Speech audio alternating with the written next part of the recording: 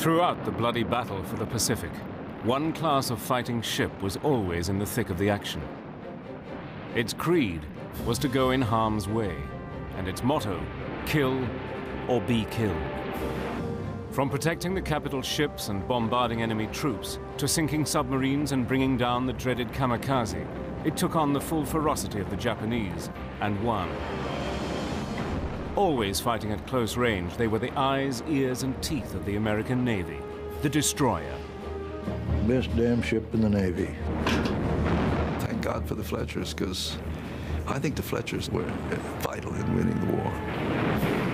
Using extraordinary archive film and color reenactments, Battle Stations takes you into battle with a machine whose name says it all, the destroyer.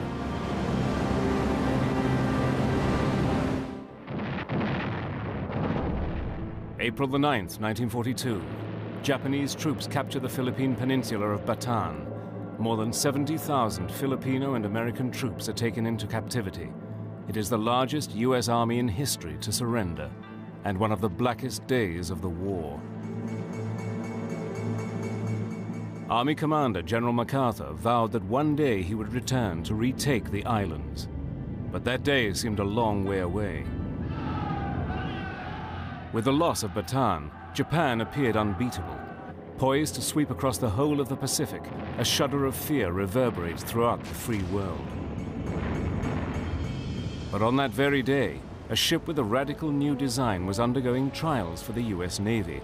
It was the first of what would become one of the most successful fighting ships of World War II. The new Fletcher-class destroyers. The destroyer had its genesis as far back as the 1870s, when motor torpedo boats were used as a means of attacking battleships. Relatively small but extremely fast, they were usually armed with a single torpedo tube and some form of rapid-fire machine gun. By the outbreak of World War I, the torpedo boat had evolved into the destroyer and had become the backbone of navies throughout the world. But in the 1920s, cautious eyes were beginning to be turned east when the first of Japan's new class of destroyers was launched. These fast, heavily armed ships with 5-inch guns were more than a match for anything that the West had.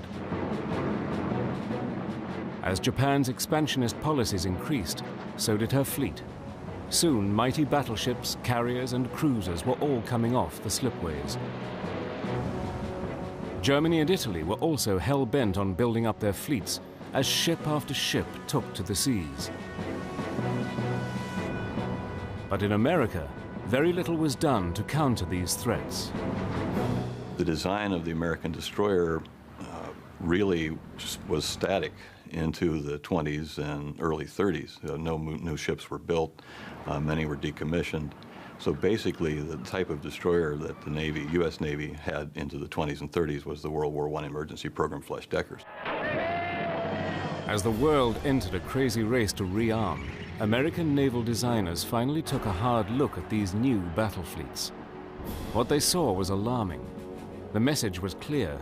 As a counter to these new ships, they had to come up with a fast and heavily armed destroyer of their own.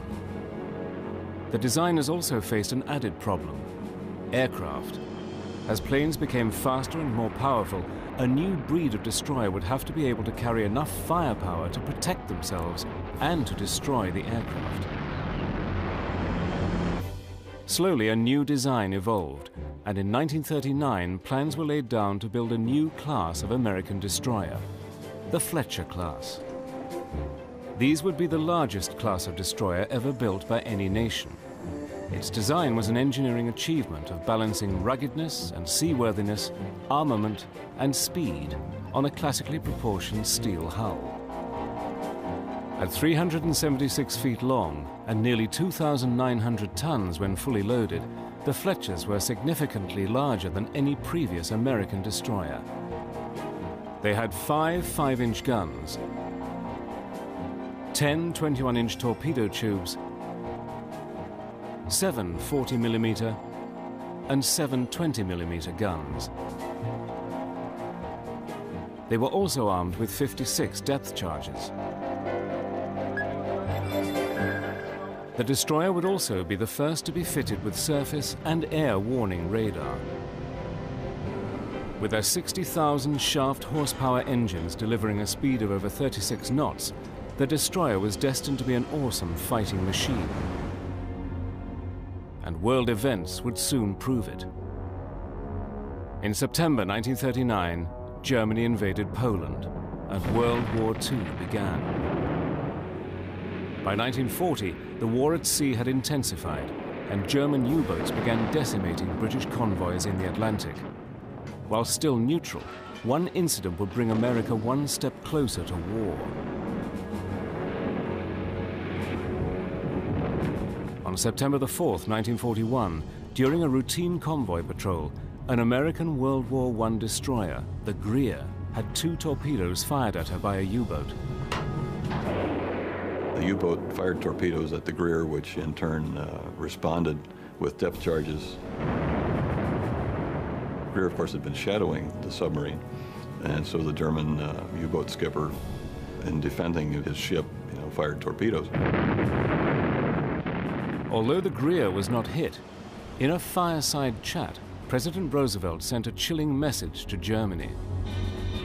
With millions of Americans listening in on the message, he issued a shoot-on-sight order to the U.S. Navy on any German vessel found in American waters. But let this warning be clear.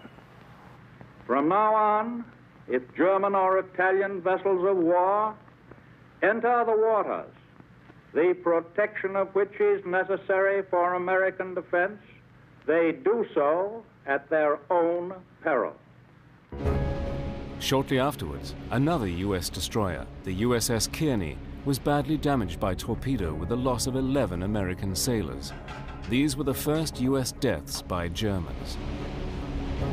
America had been blooded in a war that it was not part of, and the U.S. Navy's destroyers had fired America's first shots of the war. Little did anyone know that this was just the beginning, and full-scale world war was soon to erupt, with the destroyer at the tip of the spear.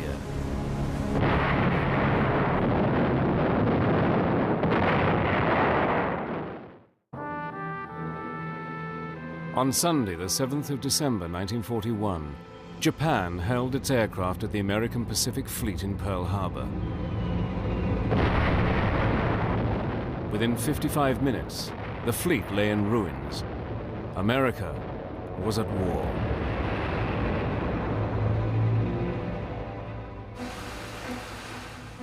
Immediately, the might of U.S. industry mobilized behind the war effort. Its Pacific Fleet had been severely damaged, and it needed ships to take the fight back to Japan. Along the length and breadth of America, shipyards sprang into action to build the hardware that would avenge Pearl Harbor. 11 shipyards were given the task to build these new destroyers.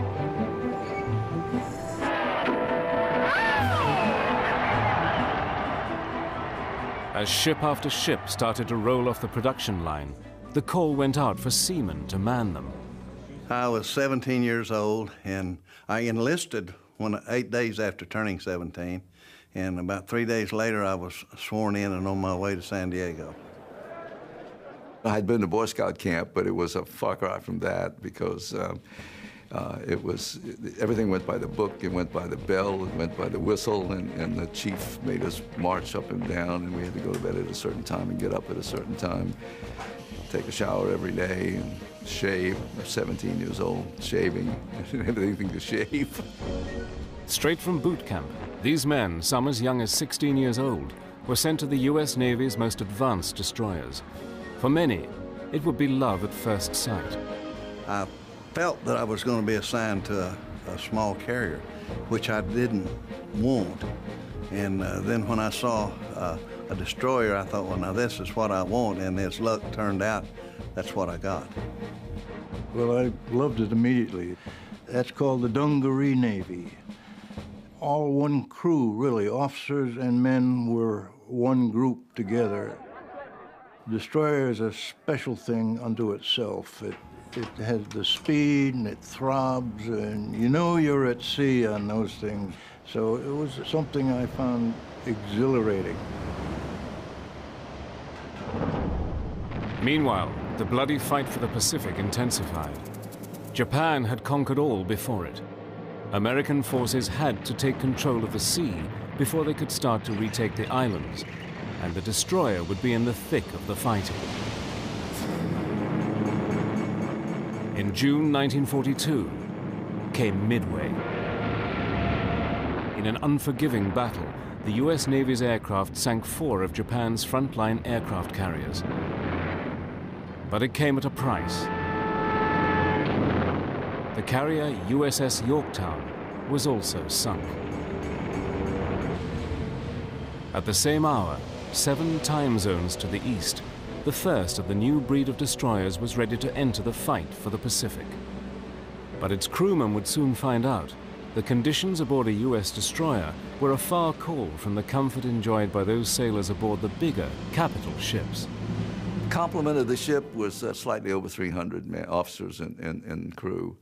And the officers, they lived 2 to a stateroom, and the enlisted people lived 50, 60 in a compartment. And the bunks were just big enough for one person. You didn't turn over too much because you'd fall out. They were stacked either 3 high or 4 high. I was on the bottom bunk, so I was maybe this high off the deck, which meant I could get up easy, just roll out and start going. When everything you own goes in a little footlocker that big, you know, it doesn't seem like you're needing space. You know, you got plenty of room. And as long as you got your bunk and mattress, well, you're in pretty good shape. Heat was tremendous. Of course, you were constantly soaking wet in the tropics. And on deck, it was always well into the hundreds. And you had to try and keep in the shade. If you were away from the landmass and moving at a fairly good clip, it wasn't too bad because you had the air hitting you. But once you got into the channel there around Guadalcanal, the heat was just terrible there. Hotter than blue blazes. And most of us went up on deck to sleep. And I can remember clearly being on the deck, and when the 5-inch gun would go off, I'd come up off the deck and bounce down, and then go right back to sleep. The food, you know, of course we had good food. You got a little bit tired of it. The old saying used to be that they had the best food in the world until the cooks got it. And then they changed it all, but they did a good job. And we ate real good, most of the time. The food was horrible. You know, I think we had a bad cook, you know. And nobody ever gave 3 cheers for the cook on our ship, I'll tell you. They called out which watch was ready for lunch or dinner or whatever. And of course, they just called it chow. And you got in line, went through with a metal tray, and they threw the food on the tray, and then you sat down and ate it, you know. I can't remember having but 1 or 2 good meals all the time I was on that ship.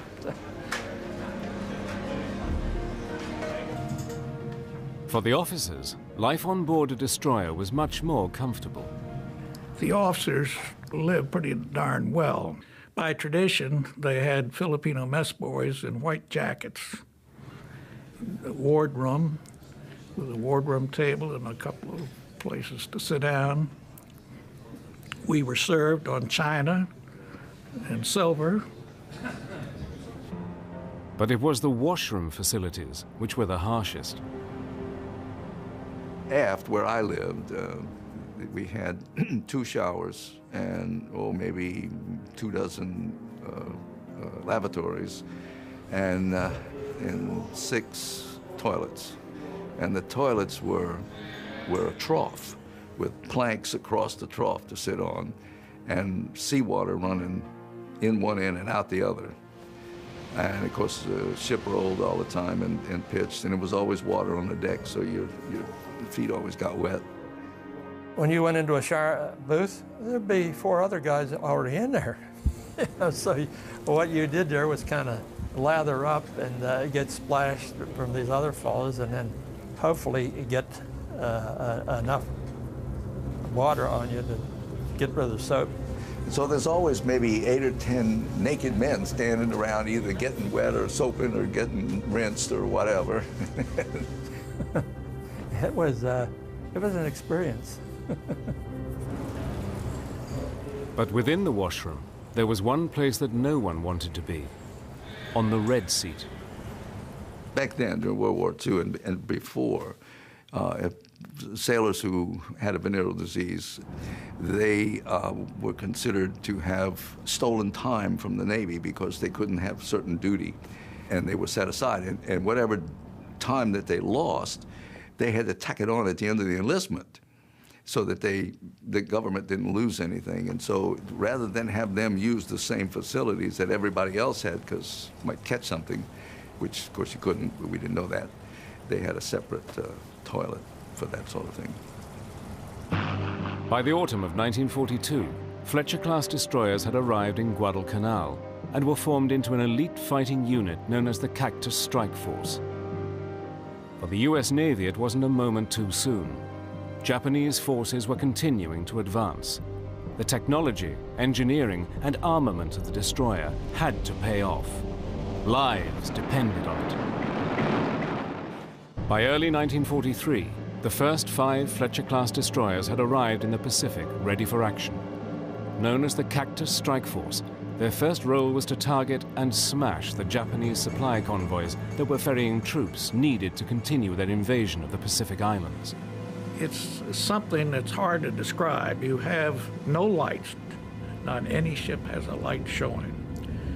And there were all sorts of navigational hazards which you thought of. As a matter of fact, we were using some charts that dated back to the 1700s.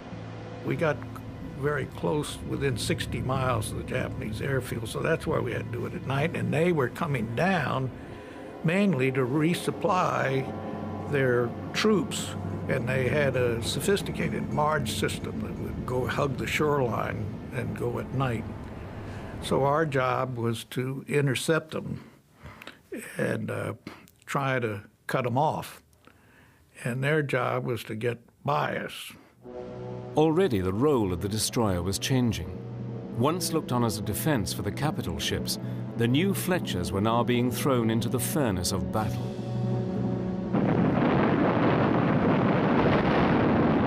If there was a strong point you wanted reduced, you called for fire from the ships offshore, and many times it was a destroyer that provided that. They would screen the larger ships, the battleships, carriers, cruisers, performing such duties as lifeguard. Say if a pilot went down or a plane crashed astern of the ship, the destroyer would be there to pick the pilot up, usually rewarded by the carrier with a gallon of ice cream or two for their efforts. They performed convoy escort. In short, any duty that needed a fast ship to go in harm's way, that usually where the Fletchers ended up. The destroyer was a floating gun platform, and the 5 5-inch guns with their devastating firepower were its main armament. The 5-inch 38 could fire a 54-pound projectile 18,000 yards, which is about 9 nautical miles, about 10.5 statute miles. Had a ceiling of over 35,000 feet for anti-aircraft. Then, of course, it could be used rapid fire for beach invasions and that sort of thing. Ammunition from the magazines below decks was fed to the guns as fast as they could use them. We fired 3 every 3 seconds, but they had to qualify that because that if everything goes proper, these men laying these big projectiles in the tray, they can't hold up too long loading them that fast.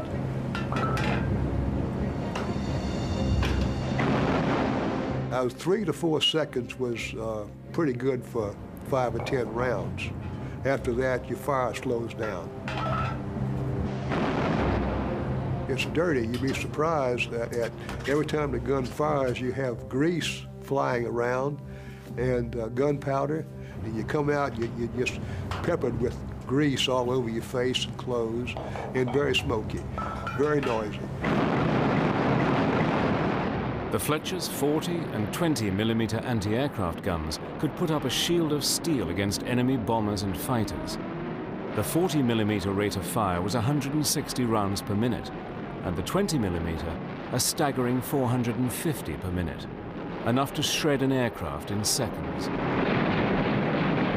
I was a loader on a 40 millimeter gun, which was a good position to be in. The problem was you were so busy loading that you couldn't really look at the plane that was coming in, and if you did, there was always a chance of you losing your concentration on getting that gun loaded. So I tried not to look at the planes coming in. Controlling all this firepower was a command center deep within the ship. Packed with the latest electronic radar, it could locate the enemy up to 40 miles away. It was known as the CIC. CIC is the Combat Information Center, and all communications and all the radar returns, all the radar equipment, and most of the radio equipment too was centered in the Combat Information Center. And all during any action of any sort, that's where everything was kept track of. With its radar tracking anything that moved above the surface, the Fletchers also had the most sophisticated sonar that enabled them to hunt down anything that was below the sea. As a sonarman, my assignment was to go up on the bridge where the sonar equipment was, and we sent out a signal underwater, a sound signal, and it went out until it hit something, and we could tell by the time that the signal went out and the echo came back, we would get the distance. And so we knew where it was. Then the officer says to the telephone talker, "Fire one." Fire one, fire one. Boom, boom, it goes out. Then fire two, fire three, fire four. And so they're going out on both sides of the ship.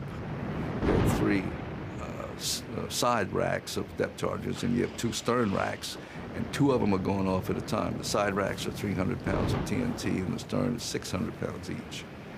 So you're putting a lot of explosives down there, and it doesn't have to land on deck. It just has to get close, because it'll open seams. And once you open a seam in a submarine, there's not much else you can do. Sink. And sink they did. The Fletcher-class destroyers sank 29 Japanese submarines. But just sinking a sub was not enough. You had to have proof of a kill. To determine the kill, well, we put a whaleboat over the side and sent a crew around to see what they could pick up, and pick up a lot of flotsam. Sometimes we pick up body parts. The second submarine we sank, we found a piece of lung, and the doctor aboard examined it and said the man had tuberculosis, almost an advanced stage. But because the destroyers were always in the thick of the action, fighting at a close range, their losses were beginning to mount. On the night of February the 1st, 1943, the USS De Haven was spotted by enemy aircraft off the coast of Guadalcanal. Fearing that they were an interception force sent to block their evacuation, the Japanese held a full squadron of dive bombers at the De Haven. I remember hearing, knowing that there was conversation over the TBS, the talk between ships, that there were bogies in the area, and they were suspected of being Japanese planes. But our captain, for some reason, decided to wait to see if further identification of these planes could be made. And he waited, I guess, too long. And I stepped out on the starboard wing of the bridge and looked back aft across the top of the stacks, and I saw the first bomber come in. And I watched the bomb being released from beneath the plane.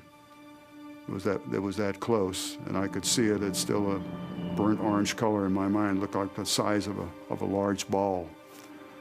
And at that instant, I said, I shouldn't be out here in the open. So I jumped inside very quickly into the sonar room. And a moment later, the explosion went off. I think the second bomb that hit knocked out the engine room. And of course, the third one had to be the one that hit the #2 gun mount, went down and set off the powder magazine down in the bottom of the ship to blow the bow off, and just blasted the pilot house and the superstructure, pushed it back. I managed to pull myself loose. I just lowered myself about 3 feet into the water, swam away. I saw no other person until I was farther away from the ship. Then I realized there were other heads bobbing around in the water. And I looked back perhaps a few minutes later and watched the ship slide under the water. There were 167 men killed and 38 or 39 wounded. The De Haven was the first destroyer to be lost and the 15th American ship to be sunk in the bloody Guadalcanal campaign. But unknown to the men of the destroyers, it was just the beginning.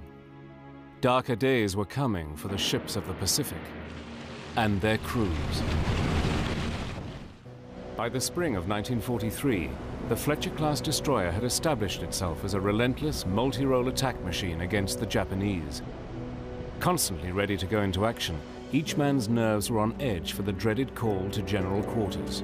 General Quarters, man your battle station. It was a little bit scary. You'd grab, usually you left your helmet up at the gun, at your battle station. You know, it was hooked onto the gun up there.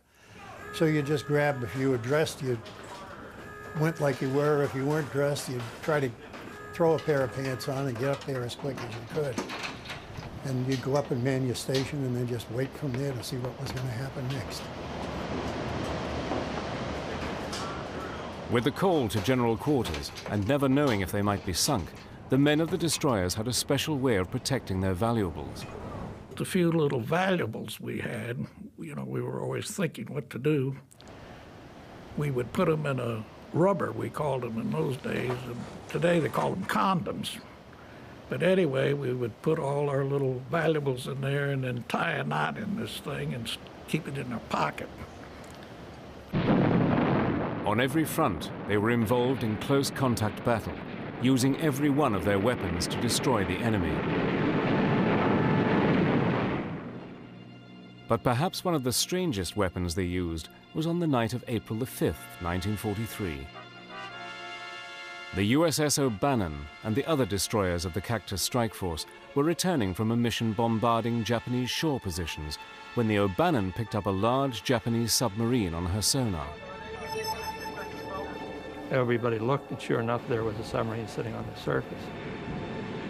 We had a Commodore aboard, and he wanted to ram that submarine, and the captain didn't want to. Fearing that a collision could cause an explosion, the O'Bannon's captain ordered a hard change of course. As the two ships came within feet of each other, the Japanese suddenly woke up to the situation. We got right up to them, and they paid no attention to us, and we were running right alongside of them when they woke up and jumped up and started running around it. Nobody could fire anything. Our smallest guns could not come down to that to fire on the submarine either. So some of the fellows picked potatoes out of the bins, which were right handy, and started throwing them, because there they were, you know. And the Japanese evidently thought they were hand grenades, and so they ran and started throwing them back and throwing them off the submarine before they would blow up. And in that period of time, they did not get to their gun, and we were able to pull away from them and start firing. And then we came back and made a run on them. And evidently, we learned later that we actually did sink the submarine. A fitting tribute to the men of the O'Bannon was delivered in the form of a plaque. It was sent by the potato growers of Maine. The relentless fight for the Pacific continued through 1943, and by 1944, the destroyers had been involved in some of the bloodiest battles of World War II.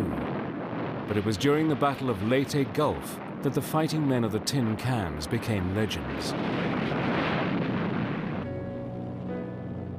On October the 25th, 4 Fletcher-class destroyers were on escort duty, protecting a task force that was involved in landing operations at Leyte Gulf. 2 of these destroyers were the USS Johnston and the USS Hull. When the Johnston had been commissioned, her captain, Commander Ernest Evans made a speech to his crew that typified the destroyer man's creed. "This is going to be a fighting ship. I intend to go in harm's way, and anyone who doesn't want to go along had better get off right now." I said he had more courage than was good for the rest of us. Believing that they were screened from any surface attack by the ships of Admiral Halsey's 7th Fleet, the Johnston and Hull were completely surprised when heavy shells started to land around them. The two destroyers, the Johnston and the Hull, were in the gun sights of the Japanese Navy's center fleet. There were 4 battleships in that Japanese fleet, 8 cruisers and 11 or more destroyers. And the Yamato was the largest battleship in the world. They had 18.1-inch guns, and they had 9 of them. And one projectile weighed about 3,400 pounds, compared to our 54 pounds for a 5-inch projectile. Captain Evans, who had promised his men that they were going into harm's way, led his ship in a David and Goliath heroic attack. The first order I heard him give was all ahead flank, and which meant as fast as you could go. We began making smoke, zigzagging, so he told our gunnery officer to pick out one of those lead cruisers, and we did, and we made the torpedo run on it, and I know I stood over on the starboard side and watched all 10 torpedoes as they were fired.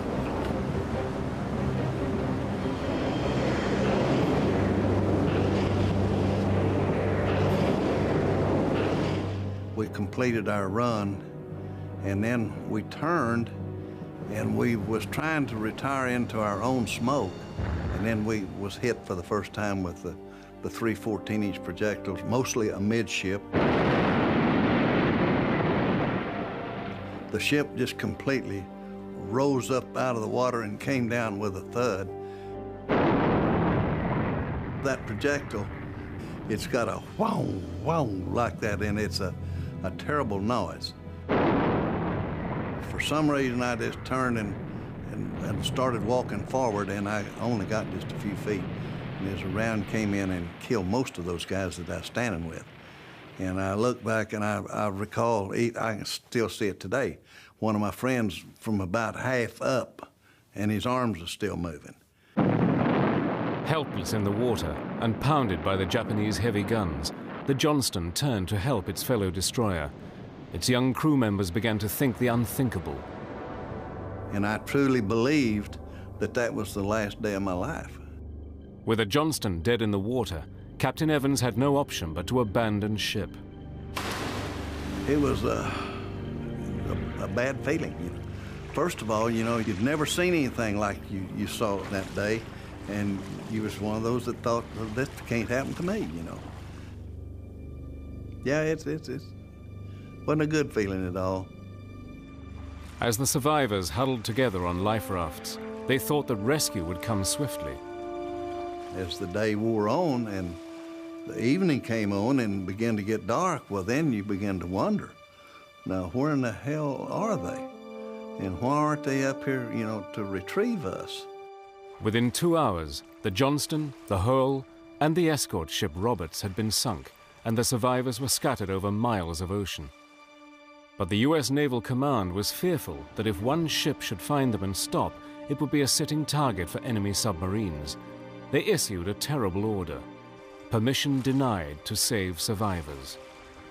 Our task force commander knew exactly where we were. He knew we were in the water. Other ships was asking permission to come back and get us, and it was denied. The men had sacrificed themselves to save the carriers and protect the landings at Leyte Gulf. But for the crew of the destroyers, abandoned in the sea, the horror was far from over. We saw our first shark about 3 o'clock that afternoon. Somebody would scream out when one of them had a hold of them. And we had a chief petty officer that one of them got him in one of his thighs, and then just a few minutes afterwards got him in the other thigh.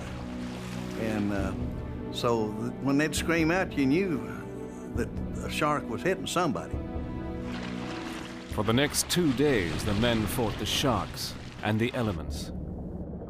The water was cool at night, but the sun was hot in daytime. And of course, we were from here up, you know, we're getting burnt real bad.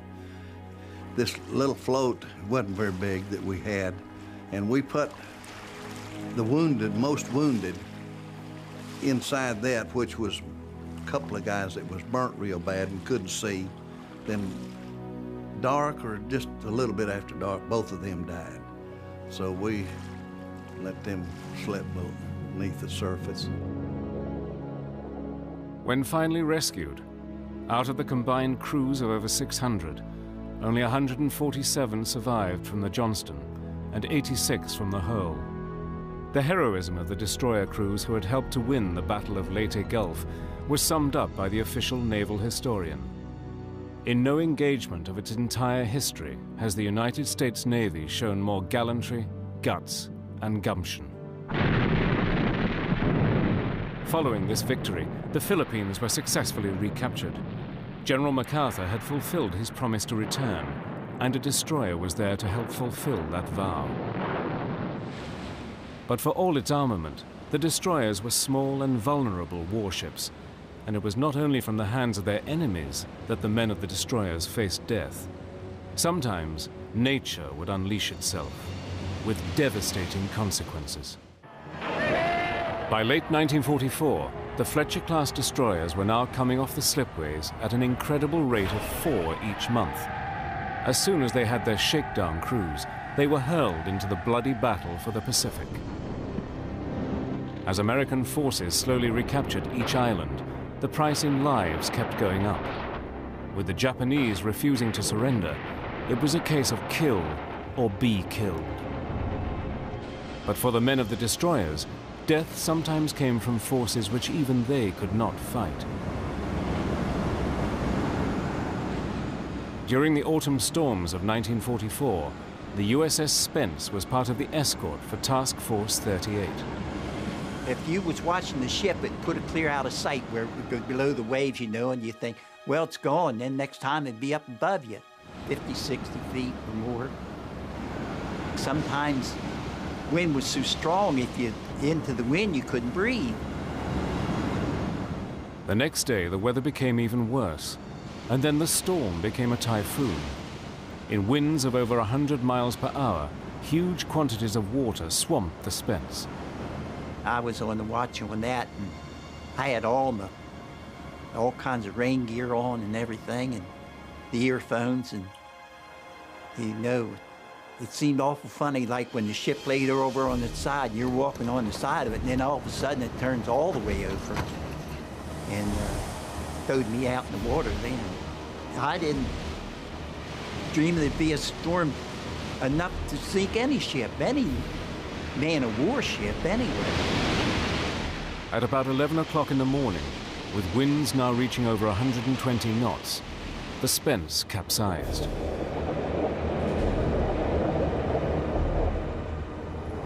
Of the 330 men aboard, only 24 survived.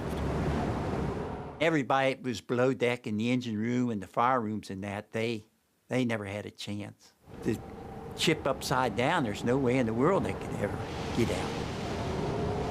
2 other destroyers also sank in the typhoon, and the mighty carrier, the Hornet, had its flight deck ripped apart. In total, approximately 790 officers and men lost their lives during the storm. But for the men of the destroyers, another, far more deadly onslaught was about to face them. By late 1944, during the Battle of Leyte Gulf, the Japanese, desperate to defend their positions, turned their fury into a new form of attack, the kamikaze. Again, it was the destroyers that were in the front line of battle. Their mission was clear: target and kill any kamikaze aircraft that came within the vicinity of an aircraft carrier. It was a total suicide effort. First time I saw it, I couldn't believe it. They came in, and we were in a big formation. We had destroyers in a circle in the middle where the big ships. And they had to fly over us to get to the big ships. And I would see these planes coming in and see the shells going out, and we fired the 5-inch guns.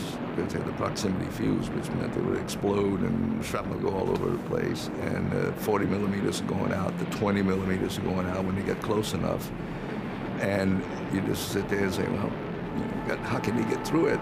There's so much metal up there that they're bound to run into something. But it didn't hit the right place, then this thing still flew.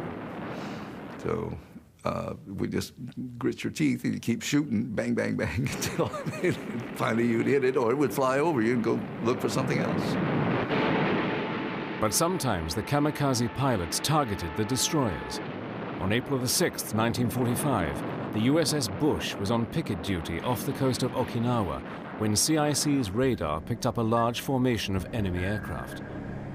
We first spotted them about 50 miles away. We saw a pretty large group, probably 10 to 20 planes. And here's another group behind that.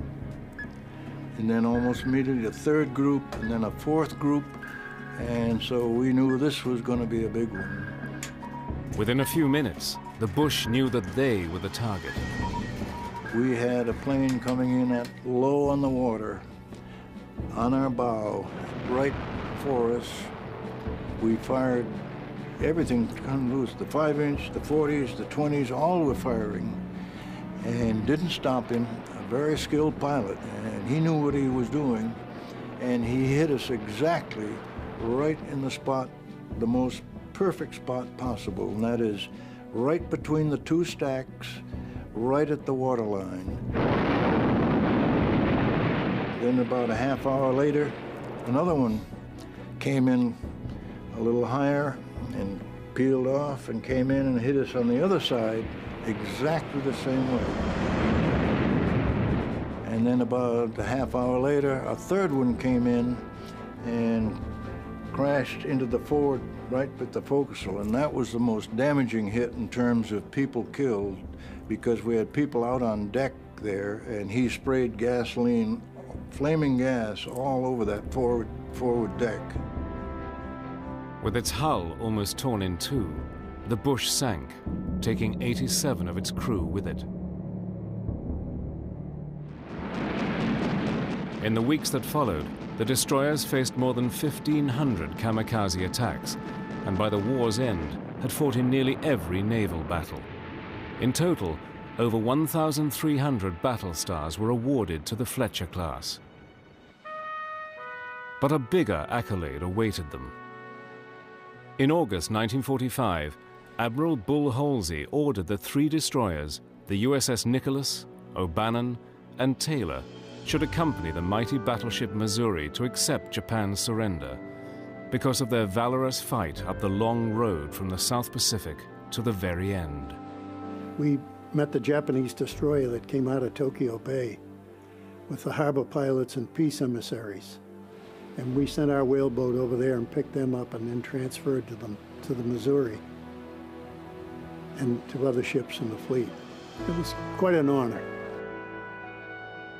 By the end of World War II, 175 of these tough destroyers had been built and sent into battle, but at a price. 25 had been lost. The hulls of steel are long gone, but for the men of the destroyers, the fighting spirit lives on.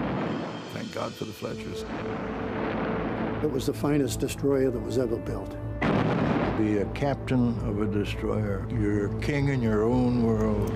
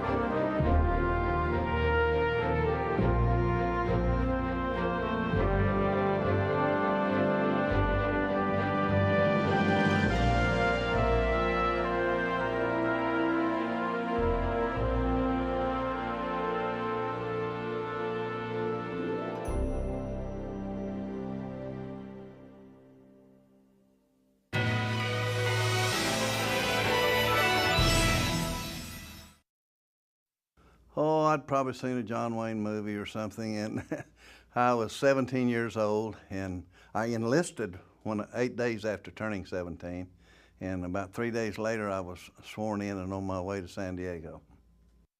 When I went aboard, first went aboard, as I mentioned, I was assigned to the deck force in the forward part of the ship, which is the 1st Division, and then later I was assigned to work in the laundry, which was good duty. You made a little extra money and working in the laundry, and you had pretty regular hours. So for at least the last 2 months, maybe a little bit longer, I was assigned to the laundry, that the ship was afloat. I had worked in the laundry on the night of the 24th, and I secured about 4 a.m. on the 25th, and went to my bunk in the mess hall, and about 6 o'clock, general quarters sounded, which wasn't unusual because we did that if we were underway.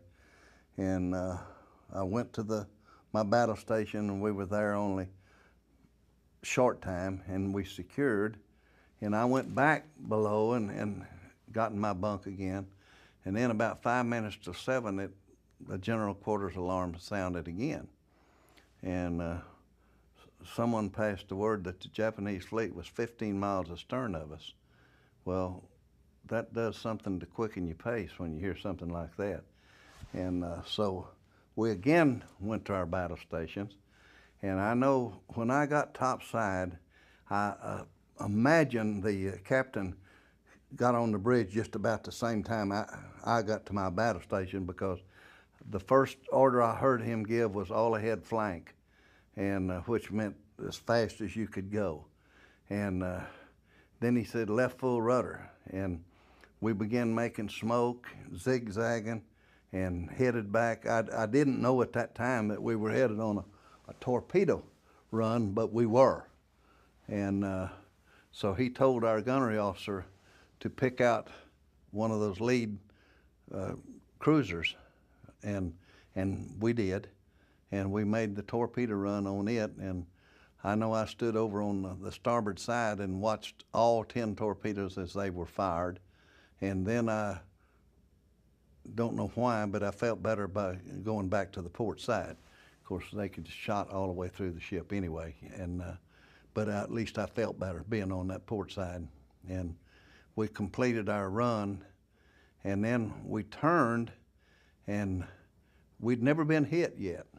And we was trying to retire into our own smoke, and then coming out of the smoke and then a rain squall, and then we was hit for the first time with the 3 14-inch projectiles, mostly amidship, and then followed by 3 6-inch, one of at least hit the bridge, killed and wounded several.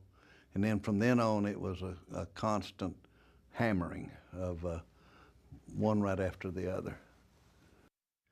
When you were being hit with those, it was terrible. It was a terrible sound. And I know after it finally the ship was shot up so bad in my area that it was burning, and you could no longer stay up there, so I went to the main deck, and I was amidships, and was standing kind of under a gun tub, which was affording some protection, I thought, from shrapnel.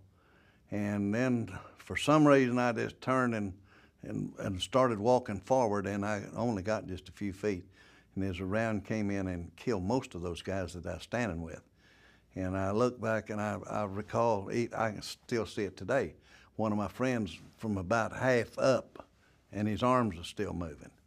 And I thought, well, you know, it's you now, but it'll be me in a minute. So that's the way I handled that, I guess, knowing that I was about to die too, you know. And I don't guess I thought too much about it, except my main feeling was, now how was my mother going to handle this? You know, I knew I was about to lose my life, but I wondered how she'd handle it. No, not really. You didn't see any panic going on. people were just conducting themselves normally, or normal as you can get in a case like that, I suppose. And I know when I abandoned ship, one other man and I swam off of the port quarter, and probably 75 or 100 yards. And we were about probably 20 or 25 feet apart. And there was a round came in and hit between us. And we didn't know where it came from right at the time, but we thought they were shooting at us, but they weren't. It was a ship out there that was still shooting at our ship, which was still afloat, and one of the rounds just fell short and fell between. So needless to say, we relocated after that. And we went more to the stern of our ship where most of the people were. And then after the Johnston rolled over and finally sank, I had a feeling of mixed emotions. You know, I thought, well, if it will go down, maybe they'll get out here and leave us alone. But on the other hand, once it goes down, they won't have anything to do except direct their attention to us in the water. And but when it did go down, one of their destroyers came up through those of us that was in the water, and I was probably 25 yards to port of the Japanese destroyer, and some were much closer than I was. And nobody was on the gun. They were, I distinctly remember people being in khakis. I don't know if they were Marines or what, but they were lining the ship and, of course, shouting at you, you know, and saying something. I didn't know what they're saying. They didn't really care, you know, as long as they got on out there and left us alone. And they did. Once they cleared they slowed down real slow. They probably wasn't running 5 knots. And when they got through their people, well, then they kicked it ahead, you know, and went on over. Because they was needed at the time, too. They had a cruiser that was sinking, and they was trying to rescue, you know, the people that was going on that ship.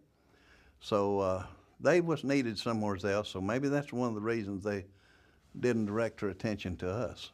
That first night, it was a long night. We saw our first shark about 3 o'clock that afternoon. I hadn't even considered sharks up until then. And we saw one, and he was a pretty good size one. He was working his way in on our group and came on in, but he never hit anybody at that time. But we never had anybody hit until after dark, and I don't know whether he was one of them or not, but we had people, we lost a few lives to sharks, and some wounded very seriously from their shark bite. But then morning came, you know, you're wondering, well, what the hell happened to them, you know? Where are they? And then about 6 o'clock the second morning, there was 2 guys said they was going to try to swim to Samar, and you could see the island very clearly, but it was a long ways distant. And so 6 more of us said, well, about 6 hours from now, we will also depart and try to make it. Maybe some of us will make it there and to get some help. And we did. And then about 4 o'clock that afternoon, well, I thought that we saw a couple of guys, and I thought they were in a boat. And we got a little closer. One of them said, we have some water. And I said, well, hell, they speak English. Maybe they're Filipino. And then as we got closer, I realized it was the 2 guys that started swimming earlier that morning, and they didn't have a boat, but they did have one of our life rafts that had been blown off the ship during the battle, I suppose, but it was pretty well intact. And so we joined up on that, and we hung on to it then the rest of the way. Well, I guess some people probably did, but I thought, well, as long as I'm breathing, you know, I've got a chance. And the only way you'd know after it got real dark, you know, when there was a shark around, when somebody would scream out when one of them had a hold of them. And we had a chief petty officer that one of them got him in one of his thighs, and then just a few minutes afterward got him in the other thigh. And when they'd scream out, you knew that a shark was hitting somebody. And I know I had a guy I was right next to him, and he got hit in the back, and took several stitches in his back to close up the wounds. But if it hadn't been for that Cape Lock life jacket he had on, it'd probably killed him. But the shark got a good mouthful of that life jacket, and which helped him. But and he just recently died last year, so he survived all these years. Well, I've often said, I guess, people who have never hallucinated can't really feel how real it is. I think we all did. Fortunately, we didn't all hallucinate at the same time. I know after we were in the water and I had the feeling that I was drifted alongside a destroyer escort. And it seemed very real to me that I climbed aboard that destroyer escort. There was nobody on board. I went to the various drinking fountains trying to find water. Not being successful, I got back on the raft.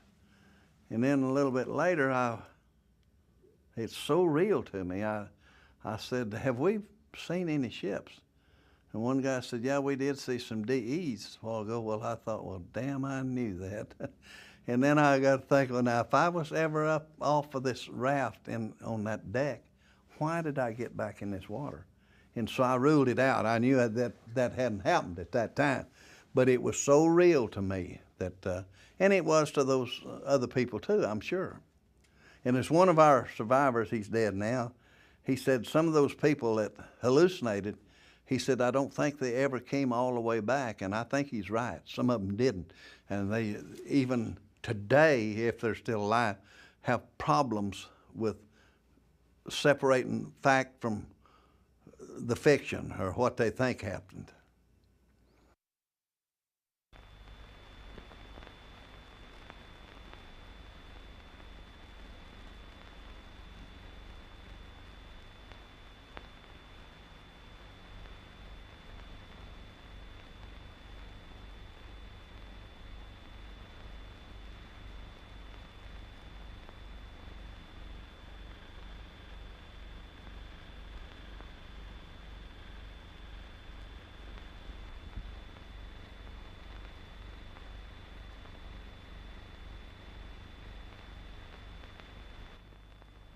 The USS Softly was a general-purpose 2,100-ton destroyer of the Fletcher class, equipped to provide anti-aircraft, surface and shore bombardment fire, deliver torpedo attacks, and furnish anti-submarine protection. Converted to a prototype anti-submarine warfare vessel, she has undergone extensive changes in equipment. Improved and enlarged ASW facilities have been installed with marked reduction in anti-aircraft and torpedo equipment. Her war complement of 309 crew members has been reduced to 264, with consequent reduction in living accommodations. But operating experience has demonstrated the need for additional personnel without additional living space being available, a common occurrence on present-day ships. The Softly's engineering plant, controlled from this throttle board, requires 1/3 of the ship's total crew to operate the machinery that provides the power to carry the ship's offensive weapons to the scene of action and to operate them while there. Propulsion equipment, such as this fire room, is particularly costly in space and weight in combatant types. This is the price of speed. Communications with other units are coordinated by Radio Central. Messages, both manual and teletype, are transmitted and received, and voice and visual traffic is serviced and filed. This is considered a commodious space in a destroyer. The Combat Information Center receives and displays all types of information necessary to support command decisions. This compartment illustrates the increasing cost of this service in space, men, and equipment. The 5-inch plotting room, shown here in operation, is typical of the complex gunnery installations, which make heavy demands on manpower and space within the ship's hull. This elaborate underwater battery plotting room exemplifies the Softley's primary mission of anti-submarine warfare. The installation of this complex equipment improves the ship's ability to deliver killing attacks, but the necessary space has been obtained at the expense of the crew's living quarters. Moreover, the number of personnel required to operate and maintain this equipment has greatly increased over that of earlier gear. Also, additional space and weight is utilized by the air conditioning installation, considered essential for the efficient performance of personnel working here. To handle ever-increasing paperwork and records, this ship's office accommodates files and working space for 4 yeomen. However, space limitations here and in other offices require much of the ship's paperwork to be performed and retained in the officers' rooms. The ship's laundry contains a washer, extractor, dryer, and presser, which must be operated on a 24-hour basis to provide weekly laundry services. The ship's sick bay has facilities for routine medical treatment, while the engineering log room adjacent provides office space for the largest department aboard. This, then, is how the crew works. Now let's look at their living spaces. This is the E Division berthing compartment before reveille. 70 men with all their personal effects and miscellaneous ship's equipment are accommodated in 800 square feet of area, 11.5 square feet per man. But increases in personnel necessitate the use of cots. Shops and passageways are pressed into use for deck space, and sea bags substitute for lockers, with dubious effects on sanitation and morale. Traffic problems approach a maximum at reveille. Even the bosun's mate occasionally gets trapped in the narrow passageways. As mentioned earlier, this compartment has 11.5 square feet per man, a reduction of 2 square feet below the standard of 13.5 prescribed by the Bureau of Ships. Notice what this means in the way of individual privacy and dressing convenience. To this must be added the confusion occasioned by ship's motion, the possible presence of additional foul weather gear whenever adverse weather conditions exist, the ever-present high-level noise from machinery and blowers, and the odors resulting from such confined living. Each transom locker shown accommodates 1 man, 6 cubic feet of stowage space for all his personal gear. Every bunk and locker in this space is occupied, despite 10% or more of the crew being continually away at school or on leave. Restricted passageways and ladders add to the difficulties experienced by the crew en route to the washrooms and topside, especially in rough weather. Notice the large locker in the background containing electronic spare parts. This utilizes space which would otherwise be available for personnel lockers or peacoat lockers. This is the passageway at the top of the same ladder shown in the previous scene.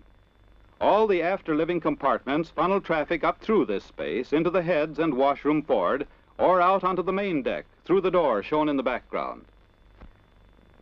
This crew's head has 1 urinal per 41 men and 1 seat per 21 men when all equipment is working. The after crew's washroom has installed 1 wash basin per 16 men and 1 shower per 49 men. These figures are very close to Bew ship standards, and these 2 spaces are considered better than average for destroyer types. Even when occupied, the after crew's head is considered large for a destroyer and far superior to the forward crew's head. Normally, the after crew's washroom can accommodate the number of personnel assigned, tattoos and all. However, during periods of maximum utilization, the presence of excessive water vapor indicates the need for improved exhaust ventilation. This space serves 2/3 of the crew and is considerably superior to the forward crew's washroom, which was too small to be photographed. Notice that no provision exists for hanging gear or for drying towels. To increase the available berths, the mess hall also serves as a berthing space for 31 men. Folded mess tables and benches are visible in the foreground, and the storage of clothing and shoes thereon is a common occurrence. Considerable difficulty is experienced in access to the lower bunks. The passageway shown comprises 1 of the 2 available routes from all forward berthing spaces to the forward crew's head, which is abaft and 1 deck above this space. The dual use of this space prevents late hammocks for the mid-watch, since all bunks must be secured for meals. Also, access to lockers is impossible during meal times. In addition to the inaccessibility of the lockers shown, Some are unusable due to steam fittings located inside. The ship has a total of 264 lockers for the crew, with the majority being the standard transom locker, shown here. Personnel in excess of this number must use sea bags or share lockers, as 19 are doing at present.